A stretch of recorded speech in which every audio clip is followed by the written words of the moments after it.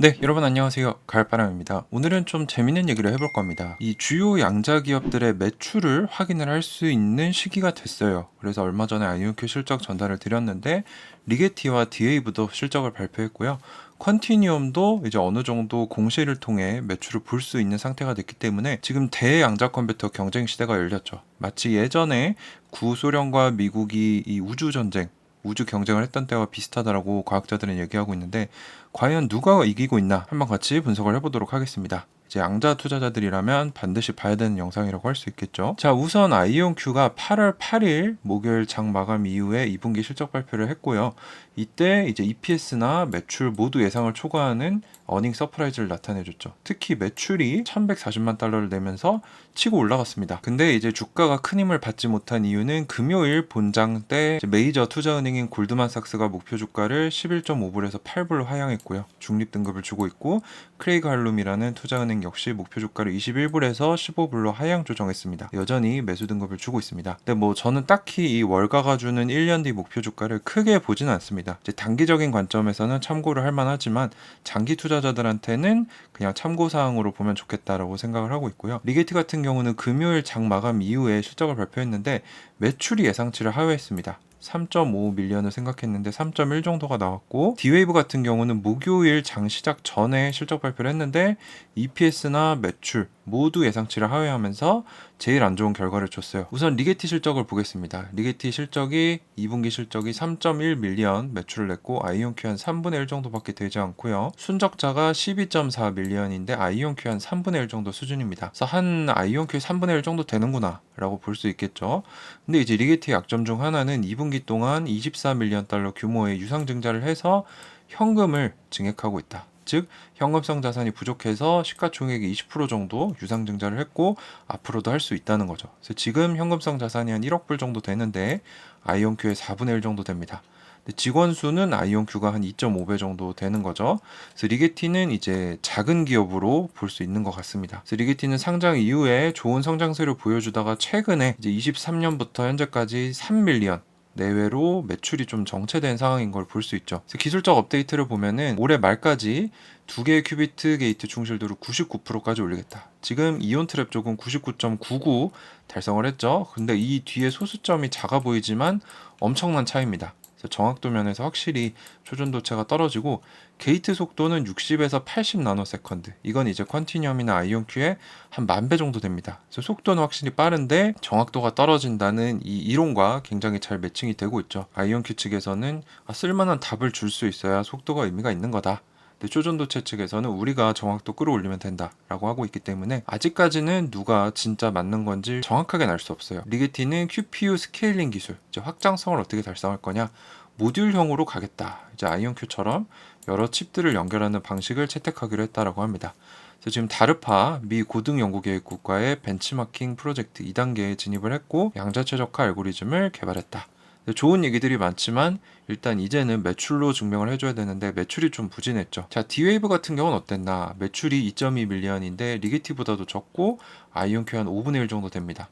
순 적자는 한 18 밀리언 정도로 아이온큐의 절반 정도, 그리고 지금 1억 불이 넘는 거의 2억 불 규모의 쉘프 오퍼링, 유상증자를 할 거냐 말 거냐인데 이걸 실행을 해서 9천만 불 정도의 유상증자를 실행을 했는데 이게 지금 시총의 50%가 넘습니다. 엄청나게 희석이 많이 됐다는 거죠. 6월 30일부로 현금성 자산은 4,100만 달러. 아이온큐 한 10분의 1 정도 되기 때문에 뭐 이런 상황 보면은 두세 분기밖에 못 버팁니다. 그래서 디웨이브는 지금 현금이 굉장히 부족해서 지속적으로 외부 자금 차입이 필요하기 때문에 재무 건전성이 좋지 않다라고 볼 수 있고 임직원 수는 또 많아요. 아이온큐가 한 1.5배밖에 안 되는데 지금 상장 이후에 예상치를 초과하는 매출을 단 한 번도 내주지 못했습니다. 그래서 저는 디웨이브가 지금 투자하기 좀 위험하지 않나. 또 제가 디웨이브를 좀 위험하다고 생각하는 이유 중에 하나가 비즈니스 기술적 하이라이트 보면 좋은 얘기들 굉장히 많습니다. 뭐 AI의 양자를 활용할 수 있게 하겠다. 자파타와 파트너십을 확장했다. 양자 컴퓨터 배치를 했고 신제품도 나올 거고 뭔가 포드나 헤르메스와 함께 양자 관련된 프로젝트도 하고 있는데, 중요한 게 뭐냐, 디웨이브는 실적이 부진했을 때 그걸 부진했다고 인정을 하지 않고요, 항상 우리는 잘하고 있어, 문제 없어, 이렇게 얘기하는데, 저는 그런 부분에서 경영진의 이런 진실성이 좀 의심이 됩니다. 여기서도 보시면 지금 디웨이브에 대한 관심이 정부기관과 공공서비스라는 기업들 사이에서 증가하고 있다. 그리고 2분기 부킹스가 270만 달러, 참고로 아이온큐는 900만이었습니다. 3분의 1 수준이죠. 근데 9분기 연속으로 증가했다라고 하는데, 실제로 그렇게 유의미한 숫자라고는 볼 수 없고요. 지금 현금성 자산이 4,090만 달러인데 역사상 가장 높은 잔액이다.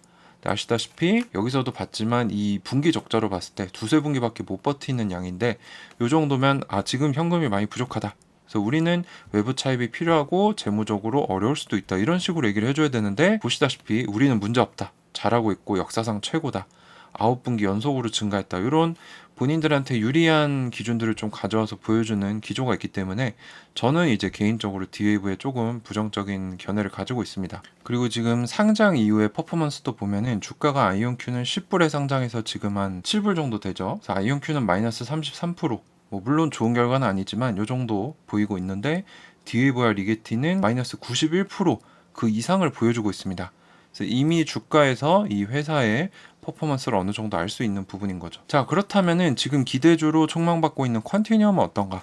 컨티뉴엄이 지금 100억 달러 가치로 상장을 준비하고 있다라고 제가 최근 영상에서 말씀을 드렸는데, 제가 총 정리를 해봤어요. 그래서 요거는 이제 트위터의 프리던님, 자, 이온큐를 오랫동안 팔로우업 해주셨고 저랑도 정기적으로 소통을 하고 있는 외국인 투자자인데, 이분이 정리해주신 자료를 보면은 컨티뉴엄은 23년 1분기부터 현재까지 2,400만 달러 매출을 냈고요. 아이온큐는 거의 2배인 4,100만 달러 매출을 냈습니다. 근데 아이온큐가 지금 한 1.6빌리언, 16억 달러 정도 되는데 10빌리언, 100억 달러 하겠다는 거는 거의 6배 밸류에이션인데, 이게 가능할까? 라고 이분도 의구심을 가지고 있는 거죠. 좀 과도한 밸류에이션인 것 같다라고 생각이 되고, 지금 숫자로 확인을 할 수 있는 4개 주요 양자 기업들 분석을 해보면 23년 1분기부터 24년 2분기까지 누적 매출을 내보면 아이온큐가 41밀리언, 컨티뉴엄이 24밀리언, 리게티가 18밀리언, 디웨이브가 13밀리언 정도 됩니다. 아이온큐가 이제 압도적으로 앞서고 있는 거를 우리가 볼 수 있을 것 같고요. 지금 현재 시가총액이 지난 1년간 매출 대비 몇 배인가, 이제 PSR을 과거 12개월로 본 거죠. 아이온큐는 한 50배 정도 됩니다. 싸진 않습니다. 컨티뉴엄은 만약에 100억 불에 상장이 된다 그러면 470배, 이건 말이 안 되는 수준인 거죠. 리게티는 현재 1.4배, 디웨이브는 1.3배로 확실히 이 두 주식이 싸긴 하지만, 제가 말씀드렸다시피 리게티나 디웨이브는 지금 매출 성장세가 굉장히 더디고요. 지금 현금성 자산도 이렇게 풍부한 편이 아니고 지속적으로 유상증자나 대출이 일어나고 있어서 기존 주주들의 주식 가치가 떨어질 수 있기 때문에 싸지만 약한 기업이다. 아이온큐는 이 둘에 비해선 비싸지만 강력한 기업, 컨티뉴엄은 지금 밸류에이션이 좀 말이 안 된다, 그래서 얘는 좀 더 지켜봐야 된다라는 게 제 생각입니다. 그래서 제가 봤을 때는 아이온큐가 지금 잘하고 있구나라고 체킹을 할 수 있는 거죠. 자, 그리고 제가 얼마 전에 전달드린 이 집중 투자의 정석이라는 책에 보면요, 워렌 버핏은 필립 피셔, 성장주의 아버지의 투자 철학에다가 벤저민 그레이엄, 가치 투자를 합친 형태로 투자를 해왔습니다. 그래서 적당한 기업을 싼 값에 사는 것보다 훌륭한 기업을 적절한 가격에 사는 게 낫다. 그래서 디웨이브나 리게티가 여기 속한다면 아이온큐는 이쪽에 속할 수 있겠죠. 물론 아이온큐 가격도 지금 매출 대비 시가총액이 싸진 않습니다. 50배 가까이 되니까. 하지만 이제 싸다고 샀을 경우에 주가가 안 올라갈 수도 있다는 거죠. 밸류에이션이 어느 정도 된다는 거는 기대 심리가 있고 잘할 거라는 사람들의 기대가 반영이 됐기 때문에 저라면 차라리 이쪽에 투자를 하겠다. 근데 물론 그런 기업에 투자를 하려면 철저히 분석해서 꿰뚫고 있어야겠죠. 제가 지금 하는 것처럼 최대한 많이 공부해서 잘 알아야 이런 기업들에 투자를 할 수 있는 겁니다. 하지만 분석을 많이 했어도 틀어질 수 있습니다. 그래서 결국 우리가 옳다는 쪽에 큰 돈을 걸지만 예상과 다르게 움직일 수 있고, 이 변동성을 고통으로 느끼기보다는 이제 하이 리스크 하이 리턴이잖아요. 그래서 우리가 주식시장이라는 게임에 참여를 했으니까 수수료로 생각을 하고 견뎌냈을 때 장기적으로 큰 수익을 낼 수 있다 라고 생각을 합니다. 자, 참고로 이게 아이온큐, 이게 리게티, 이게 디웨이브입니다. 그래서 초반에, 상장 초반에 보시면 22년에서 23년 사이에 1에서 2밀리언이었고요. 리게티는 초반에 오히려 한 번 6밀리언이 나온 적도 있습니다. 그래서 2 정도 됐고, 디웨이브도 한 1에서 2 사이. 이때는 다 비슷했어요. 이 3대 순수 양자 소형주들이. 근데 아이온큐는 팍팍 치면서 올라가서 결국에 최근 2분기에 1,100만 달러를 돌파한 반면에 리게티는 300만 달러, D-Wave는 200만 달러. 아직도 그 수준에 머무르고 있기 때문에 아이온큐가 앞서가고 있다라는 제 생각이 이제는 숫자로 증명이 되고 있는 겁니다. 자, 그래서 방금 말씀드렸다시피 21년, 22년 아이온큐, 리게티, D-Wave는 하나의 그룹으로 묶여서 비슷했는데 현재는 아이온큐가 압도적으로 앞서가고 있다. 근데 매출뿐만 아니라 인력 면에서도 이게 이제 총 인력, 요거는 채용 공고 숫자인데 362, 48, 233, 11, 148, 4로 아이온큐가 압도적으로 앞서가고 있고, 이제 컨티뉴엄 정도만 443, 565로 아이온큐보다 더 크긴 한데 IPO 하려는 가격이 과도하기 때문에 어떻게 될지 좀 봐야 됩니다. 진짜 100억 불에 상장이 된다면 이제 기존의 양자 섹터에 속하는 이런 기업들도 밸류에이션이 더 올라가겠죠. 그럼 주가가 올라갈 가능성도 있고, 또는 컨티뉴엄은 뭐 뒷베인, JP모건 있고 허니웰이 있기 때문에 비싸게 상장이 될 수도 있습니다. 그래서 여러 가지 추측을 해보면서 지켜봐야 될 것 같은데, 일단은 100억 불 상장은 좀 과도하지 않나 라고 생각이 되고, 사이퀀텀이 또 떠오르고 있어요. 328, 10으로 이제 아이온큐를 쫓아오고 있는 형태인데, 호주에 2027년까지 양자 컴퓨터 배치를 하겠다라고 했고, 최근에는 미국 시카고에 거대한 양자 컴퓨터 공장 설립 및 양자 컴퓨터를 배치하겠다라고 했는데, 중요한 거는 사이퀀텀은 중간 결과물을 내놓은 적이 없습니다.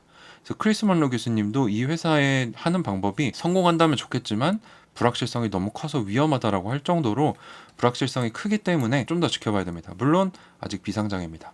그래서 선두그룹을 좀 제가 생각을 해보자면 아이온큐 1등, 이제 컨티뉴엄, 사이퀀텀은 좀 더 지켜봐야 될 것 같고, IBM은 이제 초전도체 쪽에서 1등.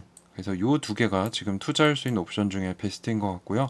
컨티뉴엄과 사이퀀텀은 좀 더 살펴봐야 된다. 큐에라 같은 경우도 지금 뭐 인력도 공격적으로 늘리고 본사도 넓히고 있는데, 이제 기업화 단계에 있어서는 아직 펀딩을 받는 단계이고 이 기업 조직이 갖춰지지 않았기 때문에 연구 결과는 좋았지만 아직 조금 뒤처지지 않나 라고 생각을 하고 있습니다. 그 양자 기술은 고전 컴퓨터와 마찬가지로 우리가 쓰고 있는 컴퓨터, 뭐 진공관, 릴레이, 펀치카드, 트랜지스터, 자기 코어 메모리 등 여러 방식들이 초기에 존재했는데 결국에는 트랜지스터만 이겨서 독식을 했습니다. 그것처럼 양자 컴퓨터도 위너 테이크서, 한 가지 기술이 앞서가기 시작하면서 그 기술이 독식할 가능성이 높기 때문에 투자한다면 선도그룹에 투자하는 게 좋겠죠. 저라면 아이온큐, 이온트랩 쪽에 투자를 할 것 같고요. 만약에 여러분들이 리스크 분산을 하고 싶다, 그러면 초전도체 측에 1등으로 보이는 IBM에 분산 투자를 할 수 있겠죠. 그래서 이런 것들은 여러분들이 한번 공부해 보시면서 판단하시면 좋을 것 같고요.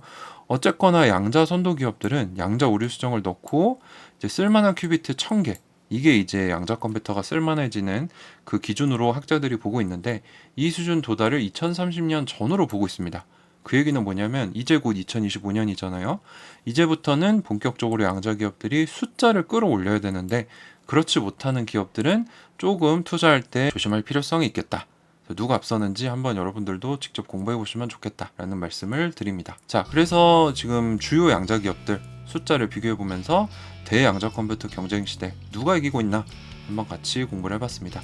물론 요거는 제 개인적인 공부 조사 자료이기 때문에 여러분들 참고만 해주시면 감사하겠고요. 도움이 되셨다면 구독 한 번씩 부탁드리고 다음 시간에 다시 뵙도록 하겠습니다. 감사합니다. 가을바람이었습니다.